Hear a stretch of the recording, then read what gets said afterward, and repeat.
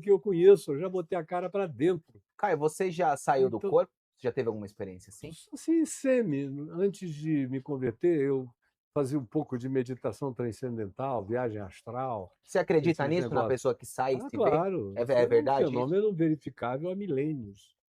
Então não é algo estudado aqui no Ocidente judaico-cristão do planeta, católico, protestante brasileiro, é que essas coisas não são estudadas, mas vá à Índia, vá ao Tibete, vá a um país budista, vá a um lugar assim, ou visite cristãos místicos de monastérios dedicados à oração. Toda hora tem gente que tem experiência extracorpórea, que deixa o corpo, que tem Se arrebatamentos, vê que dormindo? se vê ou se vê em outros lugares, ou viaja para outros lugares.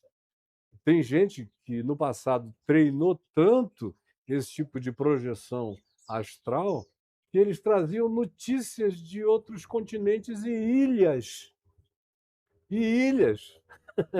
até de lugares desconhecidos. Os caras chegavam e diziam, existe uma terra assim, assim, assim, descrevia tudo, apontava a direção. Quando chegavam lá, encontravam. E tudo isso aconteceu durante o sono projetado desse indivíduo. Então, isso tem milênios de anos. Nós é que somos de uma ignorância extraordinária sobre o fenômeno da mente humana. Nesse sentido, os budistas e os indianos, os hindus especialmente, estão muito mais avançados. Entre os cristãos, o indivíduo que um dos que eu mais admirei na vida se chamava Sadhu Sundar Singh, e ele morava na Índia e passou boa parte da vida no Tibete, pregando para os tibetanos e tudo mais. Mas ele tinha sido educado na cultura indiana de oração, jejuns, banhos de erva, meditação, projeção transcendental, arrebatamento, êxtases, os mais variados. Se converteu com 14 anos, lendo o Novo Testamento, na Índia. E aí se dedicou à oração, à pregação, ao jejum. Por isso, os primeiros 10 anos da minha vida foram de profunda identificação com o Sadhu Sundar Singh. E eu vivi os primeiros 10 anos no Amazonas como ele viveu na Índia. Era oração, jejum, leitura dos evangelhos e da escritura, sempre tendo Jesus como ponto de tiramento, retiramento de dúvidas. O que coincidia com Jesus, eu dizia amém, prosseguia. O que batia de frente com Jesus, eu digo não, Jesus é maior do que tudo, porque foi assim que meu pai se converteu. Então, meu pai já se converteu sem saber o que era Jesus como chave hermenêutica, mas praticando essa consciência. Esse E jejum cristão que é: "Vou jejuar para eu pregar, vou jejuar para", até usam aquele texto que tem gente que questiona se ele está no cânon ou não, do que Jesus fala que certas casas só saem com jejum e oração. Esse jejum cristão, ele faz sentido? claro que faz, especialmente para quem o pratica. Não tem nada a ver com Deus. Não é Deus que baixa, fica mais próximo. Para que serve? Para mim, ele é altamente educativo. Ele expande a minha mente, ele desenvolve o meu espírito, ele economiza energia cerebral em mim. Não, obrigado, eu Não, tenho tranquilo. aqui. Ele economiza energia cerebral em mim. O ato de comer e de comer muito faz a gente trabalhar desnecessariamente demais e de gastar muita energia física e cerebral em vários níveis. O jejum, de fato, demonstra que a gente precisa de muito pouca comida para viver com sustentabilidade. Por exemplo, a ciência diz que você não vive mais do que 3 dias sem água. Eu fiquei 5 dias sem beber absolutamente nenhum líquido inteiraço. Não sou uma pessoa que desidrata com muita rapidez, sem comer e sem beber. Aí eu vi o que um amigo meu que já partiu para o Senhor, o João Crisóstomo Júnior, fez contra ele próprio. A gente saiu para jejuar e era uma semana de jejum. Levamos um pacote ou dois de bolacha creme cracker e um galão de água. com a recomendação de que a gente tentasse, pelo menos uma vez no dia, beber 3 dedinhos de água para dar uma renovada. E eu já tinha tido a experiência anterior de ficar sem comer nada e vi que não era inteligente fazer aquilo, sem botar especialmente água para dentro. Comer a comida em si, você fica muito tempo sem precisar de comida, mas de água você precisa. Então eu, toda noite, tomava 2, 3 dedinhos de um pouquinho de água, mas ele decidiu ficar sem beber água. Meu amigo, quando chegamos ao 7º dia, que o dia clareou, eu olhei para ele, eu tinha saído, quando eu voltei de dentro da floresta para o lugar onde a gente estava acampado, ele tinha se tornado uma caveira. Eu saí com ele correndo, botei na minha moto, falei, se agarra aí, Júnior. E corri para o hospital, internei-o na hora, ele ficou lá uns 3 ou 4 dias sendo reidratado e aprendeu uma lição. Mas respondendo à tua pergunta, qual é a pior casta naquele episódio ali de Mateus 19, quando Jesus desce o Monte da Transfiguração e encontra os discípulos tentando expulsar aquele demônio do garoto que caía no chão, rolava para a água, para o fogo, às vezes se afogava, e o pai dele clamando em favor dele. É aquele que pergunta a Jesus, mas se tu podes, faz alguma coisa. Diz a Jesus, aí Jesus diz, se tu podes, tudo é possível ao que crê.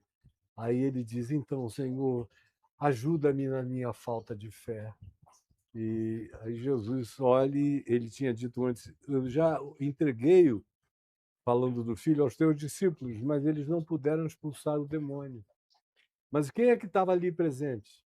O texto diz que estava um grupo de fariseus perturbando os discípulos a noite inteira, disputando. Ah, vocês não são de nada, não têm poder para expulsar demônio nenhum, são totalmente dependentes desse cara aí. Passaram a noite cavecando, perturbando, endemoninhando a relação, criando brigas. Os discípulos expulsaram menos demônios do que brigaram com fariseus, muito mais. Então, qual é a pior casta daquela que estava ali? A que estava no garoto ou a que estava em volta de todo mundo, perturbando as pessoas, não deixando os discípulos orarem, nem se concentrarem, nem se dedicarem, nem terem espaço para amar? Porque quando você é de Deus e está expulsando em nome de Jesus genuinamente, e não está só usando o nome de Jesus como um poder maior do que todo poder, mas você está ali, porque a condição sine qua non é que você ame a pessoa que é objeto daquela calamidade. E eles nem isso tiveram chance com aqueles fariseus. O texto é explícito ao dizer, tanto em Mateus como em Marcos, que os fariseus os estavam perturbando a noite inteira. Então eu vejo ali praticamente uma super ironia de Jesus quando diz aquilo olhando para os fariseus, mas esta casta não se expulsa senão com jejum e oração. Aí diz, sai dele, e o garoto fica curado e ele o entrega para o pai. Então, eu não conheço nenhuma casta espiritual que não se submeta a Jesus.